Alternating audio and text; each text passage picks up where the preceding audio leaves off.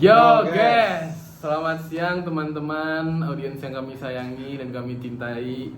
Selamat datang di podcast Pari Nopal Fahri.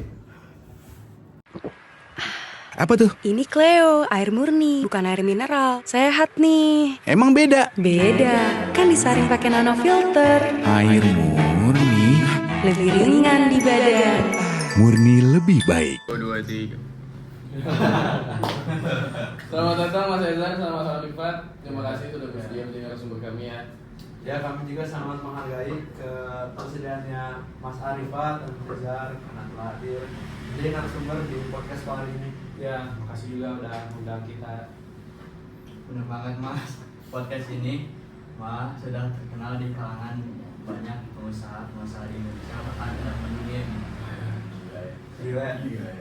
Jangan gitu dong, malu nanti. Bukan saya merah nih.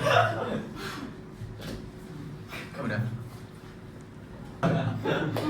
Oke, kalau gitu bisa kita mulai aja ya Mas. Boleh perkenalan dirinya dulu masing-masing. Oke, saya dulu. Hai semuanya, nama saya Arifat atau bisa dipanggil Al.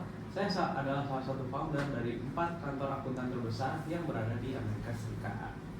Untuk yang belum tahu sama firma-firma tersebut, ada yang disebut 4 big company. The Big Four Company adalah istilah yang disematkan kepada 4 kantor akuntan publik terbesar yang berada di Amerika Serikat.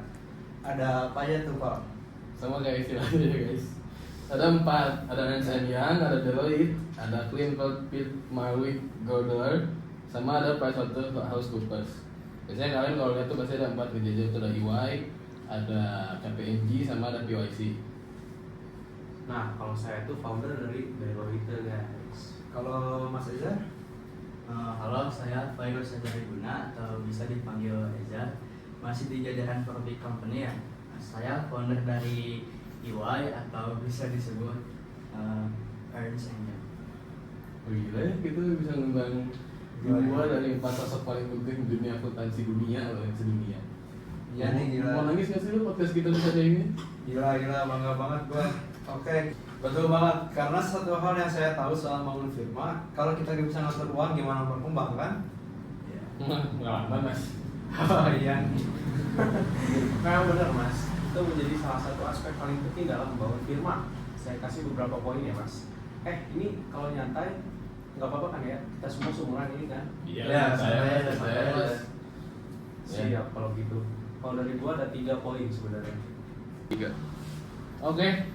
Kayaknya boleh diminum dulu deh Mas sponsor kita hari ini. Wah, apa nih? Ada Cleo guys. Buat kalian yang haus ambil dong. Waduh, gak bikin juga nih. Enak nih. Ini segar banget ya. Oke, langsung aja. Hal pertama yang mau saya bahas di sini, gimana sih cara mengelola uang yang baik kalau menurut Mas Ezan sama Mas Arifat? Siap, kalau gitu dari gua ada 3 poin sebenarnya. Yang pertama, gua tuh selalu nyiapin anggaran keuangan. Apa sih itu? Anggaran ini bisa lu jadiin acuan buat semua perhitungan finansial lu. Mulai dari pemasukan pengeluaran dan kebutuhan untuk invest dan akses pelayanan kesehatan. Dengan lu monitor anggaran ini, lu bakal jauh lebih gampang untuk mengelola uang lu. Yang kedua, itu yang paling penting, belajar menabung. Apalagi lo yang masih dini nih, mungkin lo bosan dengan kata nabung. Cuman sampai sekarang, nabung itu salah satu cara mengelola keuangan terbaik dan terbukti ampuh. Dengan lo menabung, lo secara tidak langsung menyisihkan uang yang lo punya untuk kebutuhan masa depan yang sifatnya terencana maupun tidak terencana. Yang terakhir, itu hindari hutang. Banyak banget maraknya hutang di Indonesia. Nah, ini penyakit sebagian besar orang. Selalu mikir, bisa lah gue balikin bulan depan, bisa lah gue balikin tahun depan. Pasti pemasukan bulan depan cukup buat untuk yang ini kok, bla bla bla bla. Tapi, kenyataannya di dunia ini gak selalu sesuai perhitungan lo. Hutang bakal jadi beban lo ke depannya dan agak susah untuk menentukan planning ke depannya. Kalau Mas Ezan gimana Mas Ezan? Setuju banget nih apa yang dikatain sama Mas Al tadi. Nah, gue mau nambahin juga dari pengalaman gue selama ini. Jadi yang pertama, soal anggaran yang dimention sama Mas Al tadi, atur anggaran lu sesuai prioritas kebutuhan lu. Menurut gue, hal yang paling penting dan krusial kalau lu pengen berkembang adalah skala prioritas yang baik. Gak cuma berlaku di bisnis atau di pekerjaan lu, tapi berlaku di semua aspek kehidupan lu. Bahkan bagi anak sekolah pun butuh banget skala prioritas yang teratur.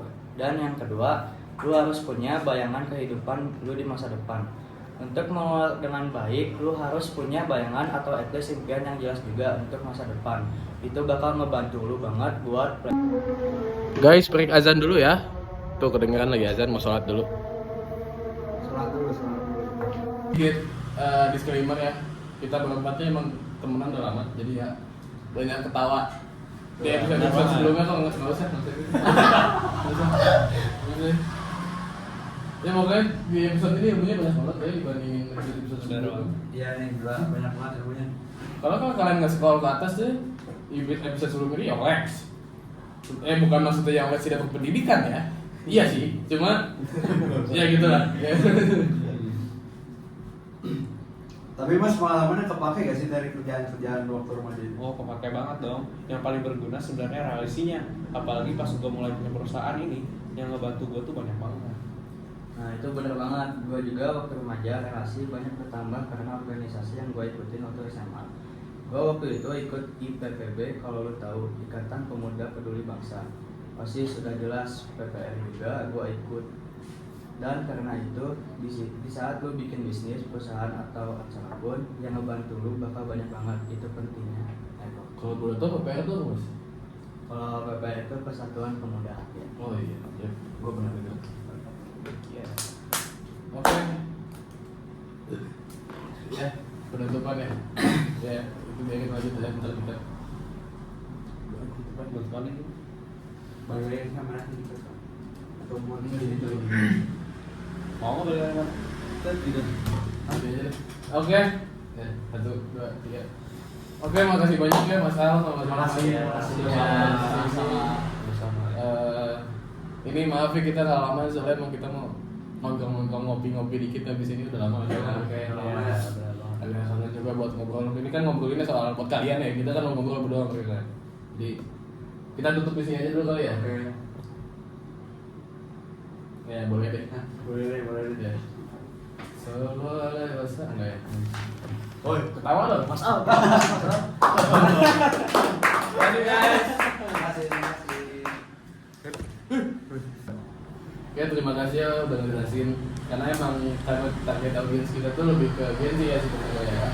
Jadi mereka lagi di fase hidup yang sebenarnya ilmu tadi tuh bakal kepake banget soal ngelola waktu. Nah, aku ada pertanyaan nih Mas, mungkin agak personal ya. Tapi kira-kira berapa sih uang yang biasa kalian pakai itu dalam sehari? Mungkin agak diubah juga ya pertanyaannya, karena seperti yang kita tahu, dua perusahaan milik Mas Arifat dan Mas Ezar ini udah jauh di atas kata berapa yang bisa dipakai. Ya buat informasi aja ya guys.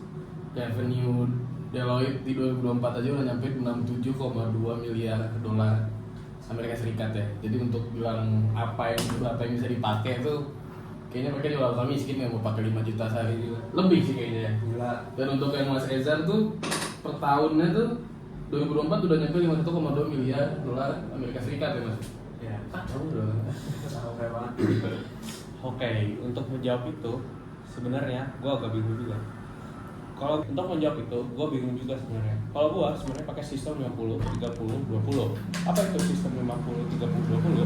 Sama aja kayak namanya 50, 30, 20. Artinya gue mengalokasikan 50% untuk pemasukan kebutuhan pokok gue, 30% untuk keinginan pribadi, dan 20% untuk tabungan dan investasi di masa depan gue. Gue gak bakal sebut angkanya, tapi sistem ini bisa diaplikasikan untuk siapapun di luar sana. Nah, gue juga sama pakai sistem yang kayak gitu karena emang salah satu sistem yang menurut gue paling stabil dan finansial gue. Dan sebenarnya ini tergantung gaya kehidupan masing-masing juga. Cuma untuk gue sistem ini ngebantu gue. Oke, lanjut ke pertanyaan berikutnya ya. Tips and trick untuk remaja yang lagi nabung tuh baiknya digunakan untuk apa sih? Untuk masa depan itu gimana sih? Ya karena banyak banget remaja di luar sana yang sering nabung sebenarnya, tapi gak tahu mau dipakai untuk apa dan dimanfaatkan juga untuk apa gitu. Nah, jadi di sini gue mau ngasih tips and trick menabung bagi gue sendiri. Nah, yang pertama itu tentukan tujuan menabung. Tetapkan tujuan yang spesifik, misalnya untuk membeli barang tertentu, mempersiapkan pendidikan atau bahkan investasi jangka panjang. Menabung dengan tujuan membuatnya lebih fokus dan terarah. Gunakan metode tabungan otomatis. Jika memiliki rekening bank, aktifkan fitur tabungan otomatis. Misalnya, setiap kali mendapatkan uang saku atau uang tambahan, langsung sisihkan sebagian, misalnya 20% ke rekening tabungan. Lalu catat pemasukan dan pengeluaran. Buat catatan pengeluaran harian dan bulanan. Dengan mengetahui kemana uang digunakan akan lebih mudah untuk mengidentifikasikan di mana bisa hemat dan meningkatkan tabungan. Lalu hindari pengeluaran yang tidak perlu. Bedakan antara keinginan dan juga kebutuhan. Hindari membeli barang-barang yang sifatnya hanya keinginan dan fokus pada kebutuhan. Menabung dengan sistem amplop. Buat beberapa amplop atau rekening bisa untuk tujuan yang berbeda, misalnya tabungan pendidikan, hiburan, atau dana darurat, sehingga tabungan lebih terorganisasi. Lalu cari sumber penghasilan tambahan. Jika kemungkinan, cobalah mencari cara untuk mendapatkan penghasilan tambahan, misalnya melalui pekerjaan paruh waktu untuk bisnis kecil-kecilan. Ini bisa meningkatkan jumlah tabungan. Pengaruh tabungan untuk masa depan. Investasi pendidikan, uang tabungan bisa digunakan untuk pendidikan seperti kuliah atau kursus keterampilan yang mendukung karir di masa depan. Pendidikan adalah salah satu investasi terbaik. Dana darurat. Mulai menyiapkan dana darurat. Investasi pendidikan. Uang tabungan bisa digunakan untuk pendidikan seperti kuliah atau kursus keterampilan yang mendukung karir di masa depan. Pendidikan adalah salah satu investasi terbaik. Lalu dana darurat. Mulai menyiapkan dana darurat ini akan sangat berguna ketika menghadapi situasi tak terduga, misalnya jika terjadi krisis atau kebutuhan mendesak. Lalu modal usaha. Jika tertarik dengan bisnis, tabungan bisa menjadi modal awal untuk memulai usaha kecil yang bisa tumbuh besar di masa depan. Pembelian barang bernilai tinggi. Simpan tabungan untuk membeli barang bernilai tinggi yang bermanfaat jangka panjang seperti laptop untuk menunjang belajar atau kerja, atau bahkan kendaraan yang bisa mendukung mobilitas. Dengan menabung sejak remaja, kamu akan lebih siap untuk Sudah terjawab semua sama dia ya. Gue merasa udah terwakilkan kok. Jawabnya banyak banget ya. Gimana kalau gitu? Lanjut ke pertanyaan terakhir ya. Gila, cepet banget tuh pertanyaan terakhir lagi ya. Udah berapa ya? Besok masih sekolah kita ya? Iya, masih sekolah. Oh, udah lulus ya? ada semangatnya, ada Semangat. Gila. Semoga nanti kalian bisa mengikuti jejak. Bahkan lebih besar lagi ya. Siap-siap. Makasih mas. Gini deh pertanyaan terakhirnya, kalian waktu remaja udah berpenghasilan atau belum sih sebenarnya? Kalau emang udah gimana sih caranya? Apa tuh? Ini Cleo, air murni, bukan air mineral. Sehat nih. Emang beda? Beda, kan disaring pakai nano filter. Air murni, Lebih ringan di badan. murni lebih baik. Udah mau habis ya? Iya. Emang seger banget ya? Ya, seger banget. Buset dah. Dan murah ya ini. Bisa dibeli guys di warung terdekatnya. Dimanapun sih ada ini harusnya. Ada temen gue namanya Cleo cantik juga gak ada di mana? Di warung Madura juga banyak guys. Ya. Lanjut. Kalau gua baru berpenghasilan semenjak gua bikin perusahaan ini sih. Kalau Mas Al gimana? Kalau gue jujur udah ngasih duit dari SMP. Buset. Kayak Terus balik ya belum ngasilin duit aja ya? Gila. gila. Dari mana tuh kalau boleh tahu? Nah ini sedikit sharing ya pengalaman hidup aja buat semuanya. Gue dari SMP emang udah kerja sebenarnya karena satu dan lain hal gue emang harus kerja. Jadi awalnya bukan kemauan gue. Gue pertama kali kerja waktu itu sebagai wedding organizer karena nyokap bokap gue memang punya vendornya. Singkat cerita, gue kerja di sana selama setahun sampai gue lulus SMP. Penghasilannya emang gak besar, tapi untuk anak SMP segitu udah gede banget. Dari setahun itu, pengalaman yang gue dapat itu udah banyak apa, dan relasinya pun bertambah banyak banget. Makanya setelah gue kerja di situ, makin banyak kesempatan yang datang buat gue. Gue mulai masuk ke dunia EO juga, terus kerja di kafe sebagai tim kreatif, kerja di bisnis, teman sebagai graphic designer. Semua itu datang cuma dari kenalan yang gue dapatkan dari kerja setahun itu. Maka dari itu, untuk remaja-remaja di luar sana, banyakin networking. Manapun itu, cuma sekedar misalnya lu datang ke orang, lu kenalan aja sama orang-orang di situ, ngobrol, bikin kesan kalau lu emang udah biasa kerja di bidang tertentu. Bikin orang itu tahu kalau lu bisa diajak kerja di bidang itu, karena dari itu, kalau dia punya kerjaan apapun yang